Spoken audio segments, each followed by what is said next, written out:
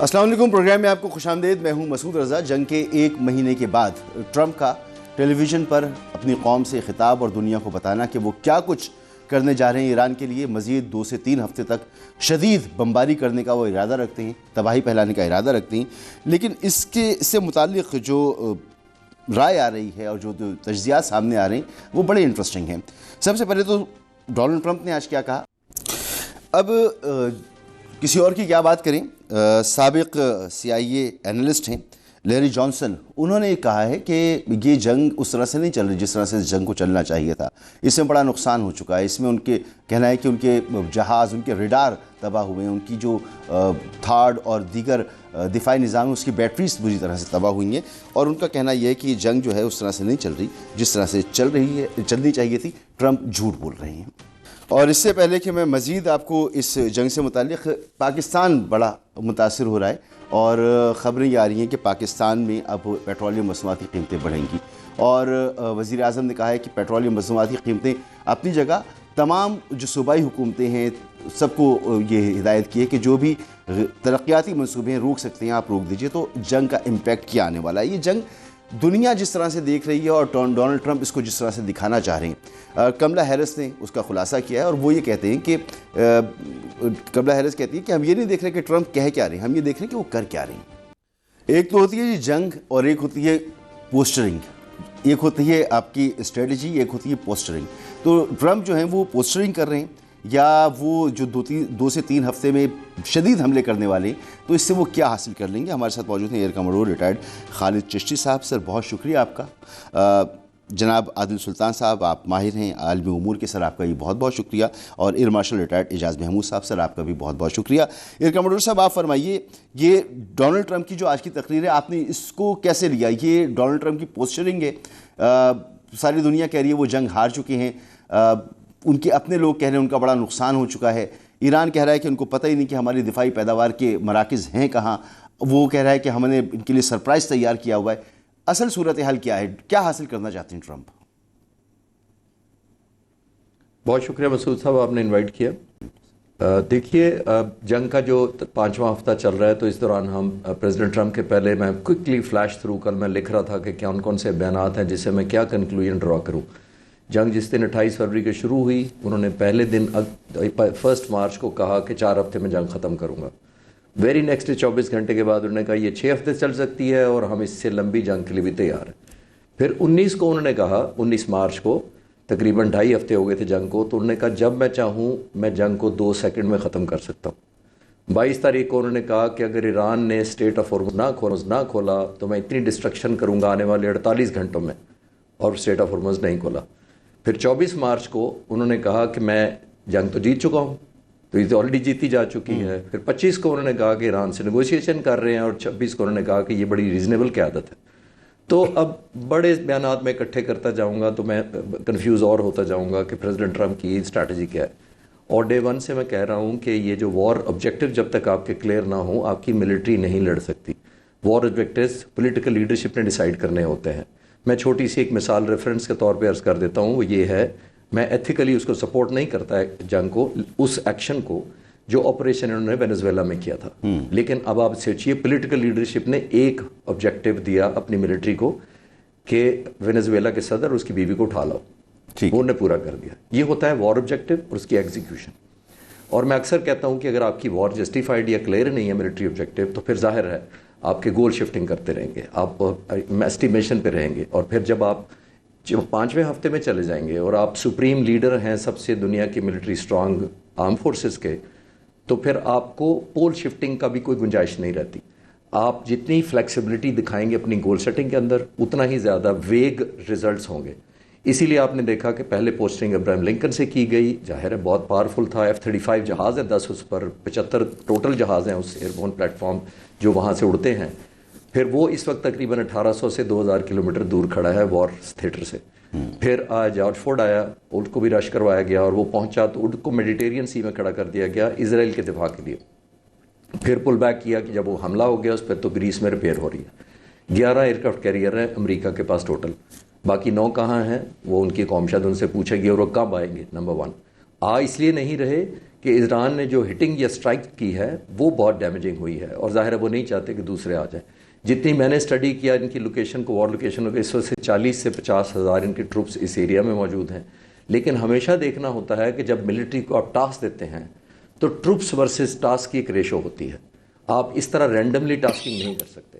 اس وقت president Trump نے کہا کہ یہ اسٹیٹ آف ہارموز کھلوائیں گے، 19 مارچ کو کہا، وہ آج تک نہیں کھلا. وہ اس لیے نہیں کھلا کہ ٹروپس ورسز ٹاسک کی ریشو غلط ہے. جہاز پل بیک کر کے پیچھے چلے گئے. آپ نے دیکھا کہ اس کے بعد مینیفیسٹیشن کچھ نہیں ہو پا رہی، اور وہ اس لیے نہیں ہو پا رہی آپ کے سامنے اس وجہ سے کہ وہ جیسے میں نے کہا کہ ایک تو وار آبجیکٹو کلیئر نہیں ہے، فورس پوری نہیں ہے، اور جب آپ کے فورس گولز پورے نہ ہوں پھر آبویسلی کوئی آپ مینیفیسٹیشن نہیں کر سکتے. اور آخری بات میری طرف سے یہ ہے کہ ابھی اوپر سے ایران کی ریزالو دیکھیے، جو اسٹرینتھ دکھائی، کیپیبلٹی دکھائی ایران نے. عام طور پر جنگیں مسعود صاحب دو کمپوزیشن ہوتی ہے، دو ریسیپیز ہوتی ہے جس سے لڑی جاتی ہے، ایک صلاحیت اور ایک حوصلہ. ایران کے تھرڈ ڈائمنشن چاہیے جو یونیک ٹو ایران ہے، ایکسکلوسیو ٹو ایران ہے، اور وہ ہے survivability of the weapons. Unfortunately leadership کی سروائیویبلٹی انشور نہیں کر سکے، لیکن ویپنس کی انشور کر سکتے ہیں اور کر رہے ہیں، کیونکہ 47 سال سے ان کو پتہ ہے کہ ان پر حملہ کسی تھرڈ ورلڈ کنٹری کے یا افریقہ کے کسی ملک نے نہیں کرنا، زمین سے نہیں کرنا، ٹینکس نہیں آئیں گے، سب مرین نہیں آئیں گے. 10,000 کلومیٹر دور سے آنا ہے تو فائٹر جہازوں نے، بمبار جہازوں نے آنا ہے. اسی لیے انہوں نے اپنی سروائیویبلٹی کے لیے اگر ہر جو ان کا انفراسٹرکچر جو زیادہ وائٹل ہے اس کو اگر انہوں نے بام پروف نہیں بنایا تو بام ریزسٹنٹ ضرور بنایا ہے. تو اسی وجہ سے آپ نے دیکھا وہ کم بیک کر رہے ہیں. آخری جملہ میری طرف سے یہ ہے کہ پریزیڈنٹ ٹرمپ نے انلیش کیا. دنیا کا کوئی بھی جب اس طرح کا ملٹری لیڈر جو سپریم کمانڈر جو انلیش کرتا ہے اس کو بہت بڑے ایڈوانٹیجز ہوتے ہیں. انیشیٹو کا ہوتا ہے، سرپرائز کا ہوتا ہے، شاک کا ہوتا ہے، کنسنٹریشن آف ایفرٹس کا ہوتا ہے، اور ٹائمنگز کا ہوتا ہے. یہ سارے ایڈوانٹیجز کے باوجود ایران نے جب کم بیک کیا تو وہ ایڈوانٹیج اس نے ریسٹ کر لیا. اور جب آپ انفولڈ کر دیتے ہیں تو آپ چیس کو دونوں طرف سے نہیں کھیل سکتے. پھر جو دوسری سائڈ ہوتی ہے اس نے اپنی باری چلنی ہوتی ہے. پھر آپ ہاسٹیج بن جاتے ہیں ریئیکشن کے اس کے. اگر آپ پاورفل ہیں تو ہاسٹیج نہیں بنیں گے، اور اگر آپ اسی طرح آپ کے گول ہیزی ہیں، آپ کی ورک فورس پوری نہیں ہے، ٹروپس ورسز ٹاسک ریشو پوری نہیں ہے، تو پھر آپ کے گول آبجیکٹو بھی کلیئر نہیں ہوں گے. ٹھیک، تو ایئر مارشل ریٹائرڈ اعجاز محمود صاحب، سر آپ بتائیے، جب ٹاسک کلیئر نہیں ہے، کنفیوژن خود ہے، ٹرمپ کی پالیسی سمجھ میں نہیں آ رہی ہے، تو ٹرمپ کیا حاصل کر لیں گے آپ کے نزدیک اگلے 2 سے 3 ہفتے اگر شدید بمباری کرتے ہیں تو؟ دیکھیے، یہ جنگ اس وقت ایک طرح کی اسٹیگنیشن میں آ گئی ہے. جب ابھی جو بات سب کر رہے تھے وہ یقیناً آپ دیکھیے کہ 1990 کی گلف وار سے لے کے اب تک جب امریکہ نے میسو ایئر پاور کا استعمال کیا تو ان کے تمام جنگوں میں ان کے سٹیٹڈ آبجیکٹیوز کچھ اور ہوتے تھے، ہڈن آبجیکٹیوز ان کے کچھ اور ہوتے تھے. لیکن ان کو ایڈوانٹیج یہ تھا کہ ان کی جو اسیسمنٹ ہوتی تھی اپنے ایڈورسری کے بارے میں، وہ اسیسمنٹ ان کی بالکل ٹھیک تھی، اور اس لیے انہوں نے اپنی ٹارگیٹنگ فلسفی اس طرح ڈیولپ کی پہلی گلف وار سے آنورڈ کہ میسو ایئر پاور کے استعمال سے وہ اپنے آبجیکٹیوز کو اچیو انہوں نے کرنے کا ایک نیا طریقہ اختیار کیا، جو کہ ہال مارک ہے، شاک اینڈ آ، سپیڈ ہے، اور لیتھیلٹی ہے فائر پاور کی. یہ سارے ایٹریبیوٹس ہیں ایئر پاور کی. لیکن اس میں اور موجودہ جنگ میں جو 2 واضح جو ڈفرینسز ہیں، وہ پہلا تو یہ ہے کہ پہلے تمام کیمپینز ان کی جو ہیں اس میں انہوں نے یا تو یونائٹڈ نیشن کے کسی اس کا سہارا لیا، یا انہوں نے اپنی کولیشنز بلڈ کی. تو جو سائیکولوجیکل ڈومین میں وہ ان کو بڑی ایڈوانٹیج تھی کہ وہ ساری دنیا کے بہاف پہ جو ہے یا فری ورلڈ کے بہاف پہ وہ جنگ کر رہے ہیں. سر آپ کنٹینیو رکھیے گا، ذرا میں تھوڑا سا اپڈیٹ کر دوں. ڈونلڈ ٹرمپ کی تقریر کے اثرات پوری دنیا کی معیشت پر محسوس کیے جا رہے ہیں. پاکستان میں فیصلہ ہوا ہے 458 روپے لیٹر پیٹرول کر دیا گیا ہے, 137 روپے بڑھائے گئے ہیں اس دفعہ. 458 روپے لیٹر پیٹرول کر دیا گیا ہے, یہ بہت بڑا اضافہ ہے, اور 137 روپے کا اضافہ کیا گیا ہے ایک ساتھ, جو بہت بڑا اضافہ ہے. میرے خیال میں شاید تاریخ میں اتنا بڑا اضافہ پہلے کبھی نہیں ہوا ہوگا. جی سر کنٹینیو کیجئے پلیز. جی تو لیکن وہاں پہ یہ تھا کہ ان کو ریزسٹنس کوئی نہیں تھی, اتنی زیادہ اسیمیٹریکل تھی وہ کہ کوئی ڈیفینسز نہیں تھے, اور الٹیمیٹلی انہوں نے تمام جگہوں پہ تقریباً یہی پیٹرن رکھا کہ لیڈرشپ کو ٹارگٹ کیا, کمانڈ اینڈ کنٹرول سینٹر تباہ کیے, تو جو گراؤنڈ فورسز تھی وہ بالکل جو ہے پیرالائز ہو گئی, اور اس کے بعد وہ انہوں نے ٹیک اوورز کر لیے. لیکن یہاں پر ان کی وہ پلے بک نہیں چلی.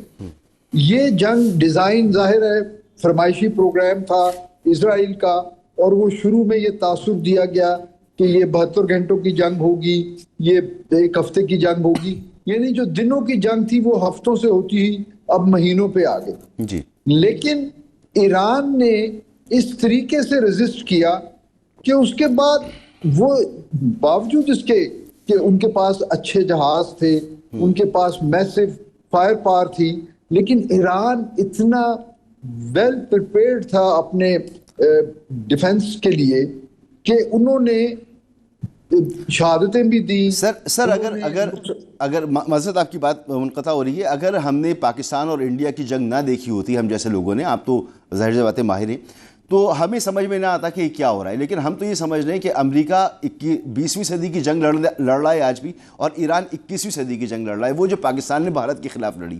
یہ سب سے بڑا فرق ہے نا سر؟ جی یہی فرق ہے. اور دوسرے دیکھیے جنگ کی مقصدیت جو ہوتی ہے نا, وہ آبجیکٹیو جو ہوتے ہیں وہ بڑا میٹر کرتے ہیں. ان کا امریکہ اور اسرائیل کا مقصد ایران کی تباہی ہے, جبکہ ایران کا مقصد جو ہے وہ اپنی سروائیول ہے. جب کوئی ایک فرد بھی اپنی سروائیول کی جنگ لڑ رہا ہوتا ہے نا, تو آپ یہ دیکھیے کہ وہ بڑی سے بڑی دیوار کلائم کر لے گا, اس کی رننگ کی سپیڈ ڈیفرنٹ ہوگی, اس کی ویسے منوورز ڈیفرنٹ ہوگی, کیونکہ اس کو پتہ ہے یا موت ہے یا سروائیول ہے. لیکن اگر آپ کے پاس کوئی مقصد ہی نہیں ہے, ایک ان اینڈنگ مقصد ہے, تو وہ پھر آپ کے جو ہے نا ٹروپس کے اندر آپریشنل لیول پہ, تھیٹر کے اندر, ایون ٹیکٹیکل لیول میں بھی وہ جو ہے اسپرٹ نہیں رہتی. اور اب آپ یہ دیکھیے کہ جنگ میں اتنی تباہی کرنے کے باوجود کیا انہوں نے ایران کی لیڈرشپ تبدیل ہو گئی؟ چہرے ضرور بدلے لیکن سسٹم اپنی جگہ پر بالکل انٹیکٹ ہے. اسی طرح لوگوں کا جذبہ جو ہے, آپ یہ دیکھیے ابھی کل پرسوں ان کے اسپیکر اور ان کے پریزیڈنٹ جو ہیں وہ لاکھوں لوگوں کے مجمع میں, عوام میں جو ہے وہ گھل مل کے پھر رہے. ٹھیک, اب اگر اتنی میسو بمباری کے بعد وہ عوام کی ول ٹو فائٹ نہیں ختم کر سکے, تو اب آگے وہ جنگ میں کیا کر سکتے ہیں؟ بالکل ٹھیک. وہ انفارچونیٹلی آج جو تقریر کا آپ نے حوالہ کیا, میں اس پہ صرف 1 منٹ دوں گا کہ ان کی تقریر سننے میں اس میں 3 چیزیں بڑی واضح تھیں, باقی اس میں کچھ بھی سمجھ نہیں کسی کو آئی, لیکن 3 چیزیں یہ تھی کہ ایک تو وہ اتنی نان کوہیرنٹ سپیچ تھی کہ کوئی سر پیر نہیں, کہ کوئی ان کے 4 فکرے پچھلے فکروں سے اس کا کوئی انٹیگریشن نہیں, غیر مربوط قسم کی وہ بات کر رہے ہیں. پھر وہ کوئی واضح پیغام نہیں دے سکے, کوئی واضح جو ہے وہ یہ اپنے یہ نہیں بتا سکے کہ ہم نے اب تک کیا کیا اور آگے کیا کریں. پھر سب سے آخری بات کہ انہوں نے جو لیٹلی پچھلے یعنی جنگ کے 4تھے اور 5ویں ہفتے میں جو انہوں نے اسٹریٹ آف ہرمز کے اوپر ان کا جو سٹانس تھا وہ اس سے بالکل دستبردار ہو گئے. انہوں نے کہا جی نہ ہمیں تیل کی ضرورت ہے, نہ ہمیں اسٹریٹ آف ہرمز کی ضرورت ہے, دنیا کو اگر مسئلہ ہے تو دنیا جو ہے وہ اپنا مسئلہ خود حل کر لے. تو اگر دنیا نے ہی اپنا مسئلہ حل کرنا ہے تو یہ پھر ایران نے تو یہ مسئلہ کھڑا نہیں کیا. ٹھیک, جنگ سے پہلے آبنائے ہرمز جو ہے وہ ساری دنیا کے لیے کھلی تھی, آپ نے وہ بند کروائی ہے, اور اب پوری دنیا اس کا تاوان دے گی آئندہ ہمیشہ کے لیے. یعنی اب یہ کنٹرول انٹری ایگزٹ ہو جائے گی उस तमाम तो सी लाइन ऑफ सर ये डोनाल्ड ट्रंप की तकरीर से आपने 3 वो लिए, मैं तो समझ रहा हूँ मतलब ये है कि डोनाल्ड ट्रंप की तकरीर से ये समझ में आया कि कुछ भी समझ में नहीं आया। आदिल सुल्तान साहब, सर जब अमेरिकी प्रेसिडेंट इस तरह की तकरीर करते हैं तो वो टेलीप्रॉम्प्टर के साथ करते हैं। अगर टेलीप्रॉम्प्टर पर लिखी हुई तकरीर का ये आलम है कि जैसे एयर मार्शल साहब कह रहे हैं कि उसमें कोई बात समझ में नहीं आ रही थी, कोई सर पैर मौजूद नहीं था, तो इस कदर कन्फ्यूजन है, इसको हम इस तरह समझें या कोई स्ट्रेटजी है? यानी समझ में नहीं आता कि अमेरिका का प्रेसिडेंट इतने एक सुपर पावर का प्रेसिडेंट, एक ऐसा आदमी जो जिसने हमेशा बिजनेस किया, वो इतने ही हिमाकत वाली गुफ्तगू कर रहा होगा, क्योंकि सारी दुनिया ये बात कर रही है कि ये क्या है, ये इसको कैसे समझें हम? देखिए, पहली तो शुक्रिया मुझे लेने का। जो जिस तरह से इवेंट्स अनफोल्ड हो रहे हैं अभी तक हमने जितने देखे, उससे तो लगता है यही है कि स्ट्रैटेजी कोई नहीं है और अभी ये इसको किसी तरह से कंट्रोल करने की कोशिश कर रहे हैं। ऑब्जेक्टिव्स अपने डिफरेंट, एक दिन कुछ और बताते हैं, दूसरे दिन कुछ और बताते हैं। आपने जो शुरू में जैसे इन्होंने जंग शुरू की थी तो उस वक्त तो रजीम चेंज की बात थी, न्यूक्लियर प्रोग्राम की बात थी और बहुत सारे इस तरह के इशूज़ थे जिसके उस बेसिस पे उन्होंने ये एक तरह से इन्वेजन या एग्रेशन लॉन्च किए इजराइल और यूनाइटेड स्टेट्स ने ईरान के।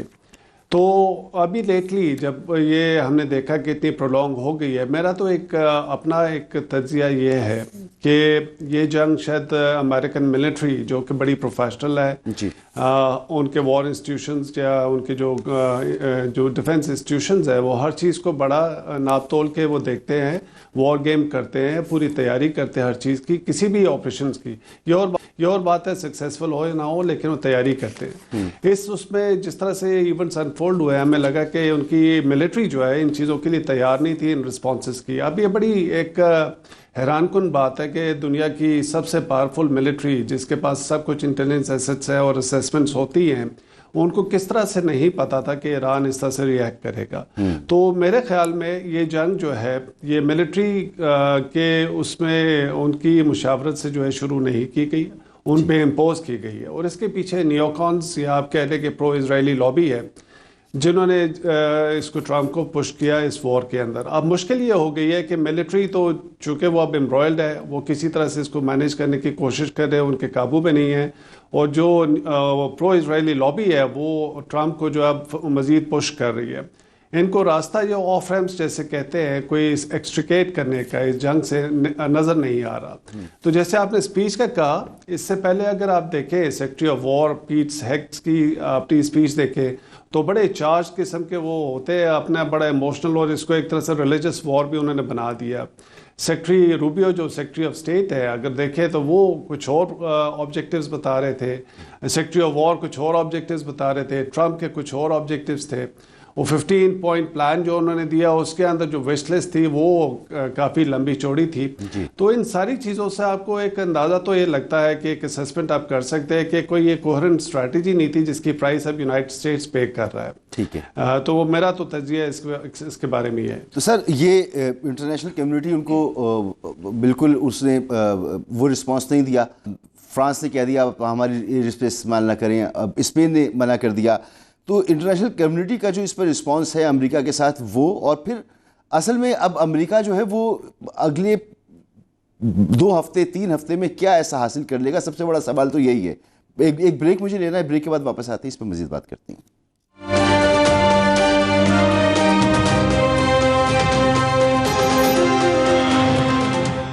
प्रोग्राम में आपको एक बार फिर खुशामदीद। Air commander retired Khalid Chishti साहब, सिर्फ आप फरमाइएगा ईरान का जवाब क्या होगा? अमेरिका जो है वो मज़ीद हमले करेगा, तो ईरान जो है अब तक जिस तरह से उसने रिस्पांस किया है, जिस तरह से जवाब दिया है, उसकी एयर डोमिनेंस मालूम होती है मिसाइल में और ड्रोन्स में। फिर F-35 जो हैं वो गिराए हैं, तो स्टेल्थ टेक्नोलॉजी का भी तोड़ इसके पास मौजूद है। तो अब मज़ीद हमले होंगे तो ईरान इसको कैसे रिटेलिएट करेगा फौजी नुक्ता निगाह से?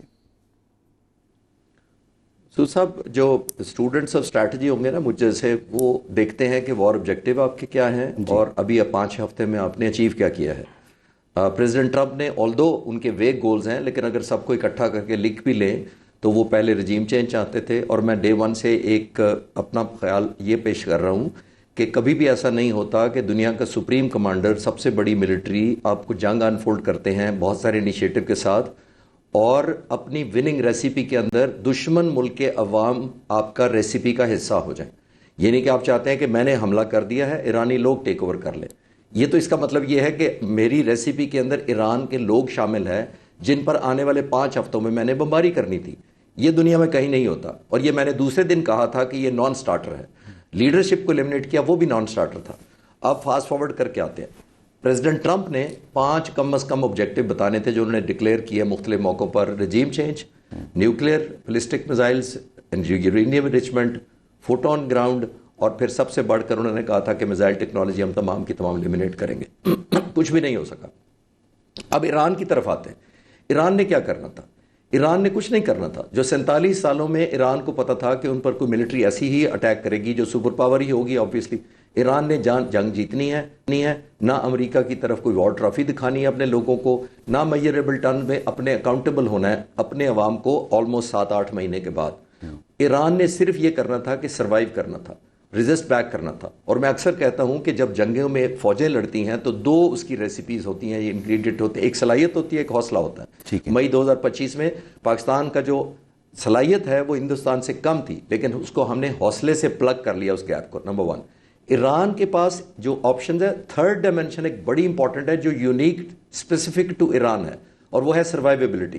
سروائیویبلٹی آف دا لیڈرشپ، انفارچونیٹلی وہ نہیں کر سکے. سروائیویبلٹی آف دا ویپنز، وہ سروائیویبلٹی آف دا ویپنز 47 سالوں سے ان کو پتا ہے کہ ہم پر بمباری ہوگی، کیونکہ کوئی چھوٹی تھرڈ ورلڈ کی کوئی ایئر فورس نہیں آئے گی. وہ آبویسلی امریکن یا اسرائیلی آئے گی، وہ آئی ہوئی ہے.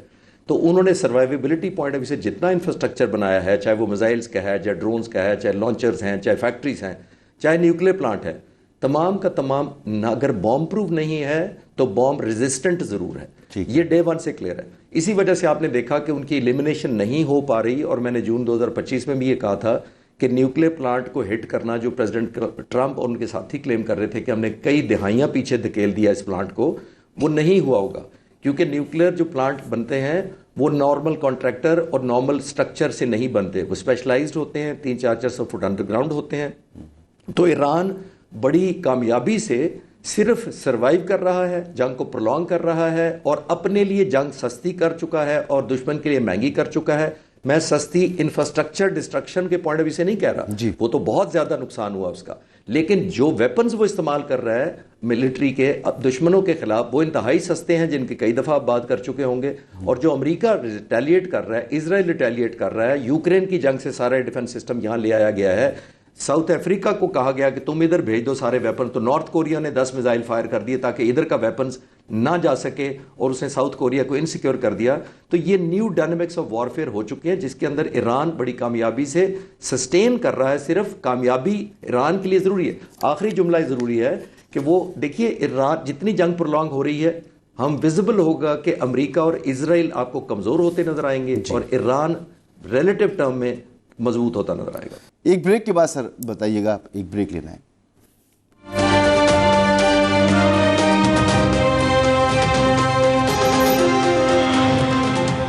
Welcome back. اجاز محمود صاحب، آپ بھی اس سے اتفاق کریں گے کہ ایران جو ہے وہ رائزنگ پاور ہے اس جنگ کے ساتھ، اور امریکہ ایک ڈکلائننگ پاور ہے. یہ جنگ ہوگی، یہ بڑی ڈیسائسو ہوگی نیو ورلڈ آرڈر کے لیے. دیکھیں اس جنگ کے تینوں فریقوں کو اگر ہم دیکھیں تو اسرائیل کے جو آبجیکٹیوز ہیں الٹیمیٹلی وہ اپنا گریٹر اسرائیل کا منصوبہ جو ہے اس کو پرسو کر رہے ہیں. ان کے ہاں تباہی ہوئی ہے، کمیونیکیشن بلاک ہونے کی وجہ سے خبریں باہر نہیں آتی، فوٹیج نہیں ملتی.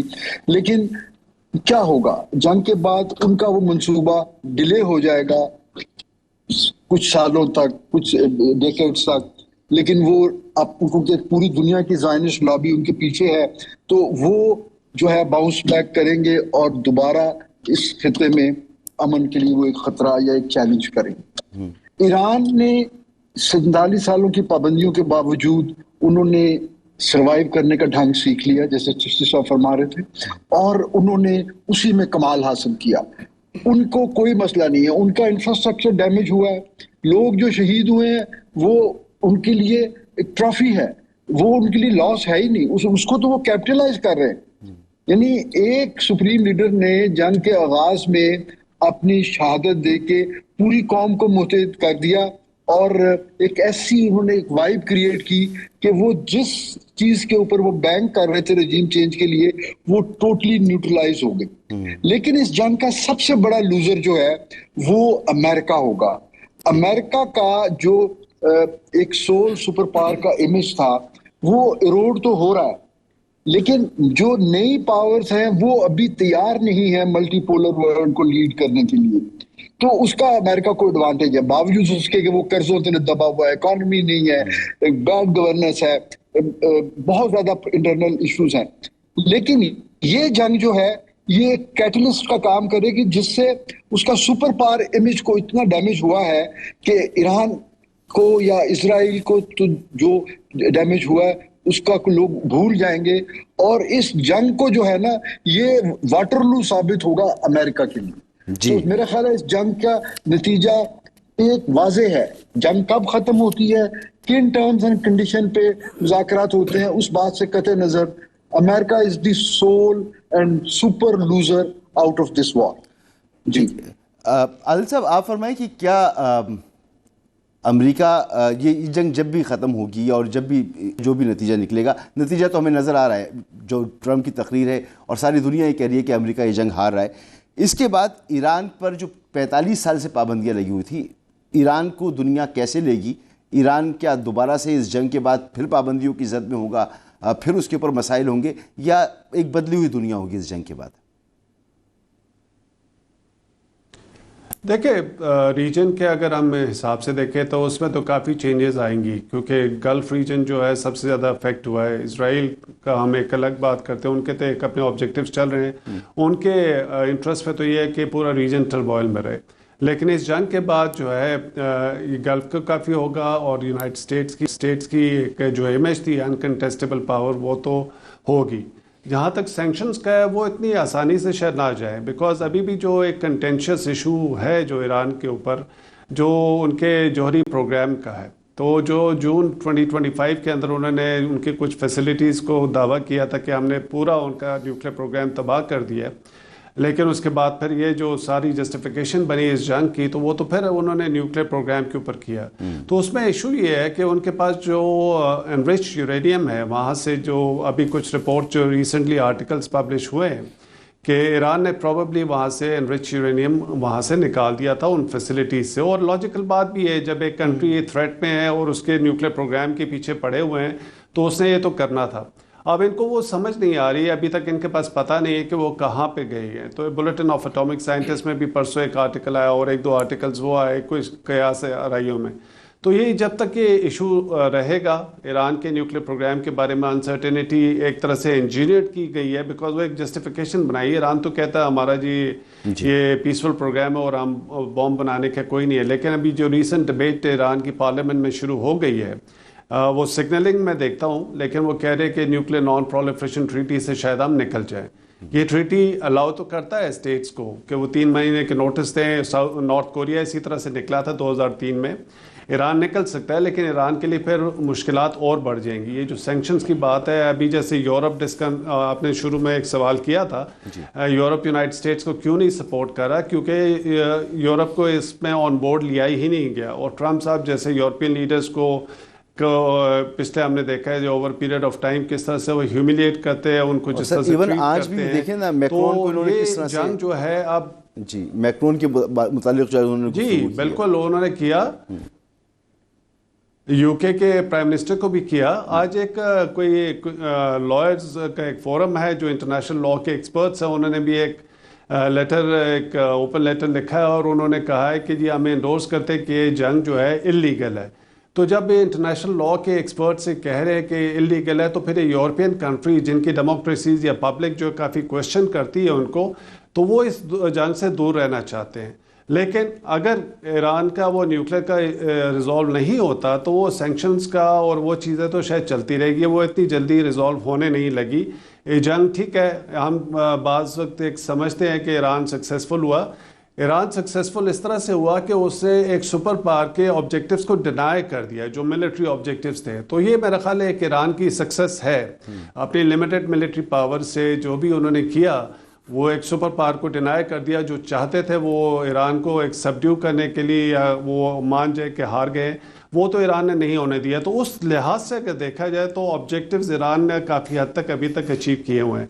लेकिन आपने जो फ्यूचर का आगे कहा है तो वो मेरा ख्याल है इतनी जल्दी ये चीज़ें सेटल नहीं होंगी। उसमें काफ़ी सारे इश्यूज़ हैं, गल्फ़ कंट्रीज़ के काफ़ी कंसर्न्स हैं, और जिस तरह से अभी ये मिसाइल कैपेबिलिटी और ड्रोन कैपेबिलिटीज़ ईरान की हैं, इससे गल्फ़ कंट्रीज़ काफ़ी जो है वो परेशान है कि अगर ये जंग आज ख़त्म भी हो जाती है तो फिर ईरान एक रीजन के अंदर इस तरह से उसने अपने आप को इस्टेब्लिश कर लिया है, तो ये गल्फ़ कंट्रीज़ तो उस काबिल नहीं है अपने आप को डिफेंड करने के लिए, और यूनाइटेड स्टेट्स पे वो रिलाई कर नहीं सकते। सारी जंग में हमने देख लिया कि यूनाइटेड स्टेट्स ने उनको क्या किया, क्योंकि उनके तो लॉसेस काफ़ी हुए।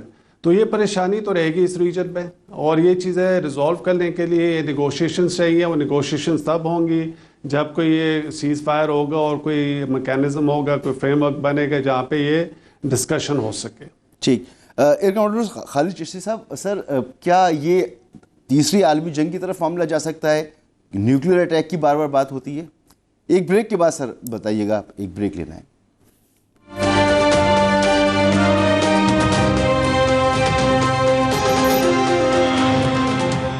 Welcome back. खालिद चिश्ती साहब, मुख्तसर सा वक्त है और दो सवाल हैं। एक तो ये कि जैसे मैंने कहा कि ये जंग कितनी बढ़ सकती है, आलमी जंग का ख़तरा है या न्यूज़ का इसमें इस्तेमाल हो सकता है, और दूसरी वजह ये अगर हमें बता दें कि ये मुज़ाकरात की जो बात हो रही थी ये नाकाम क्यों हुए, किसकी वजह से हुए, इसका जिम्मेदार कौन है?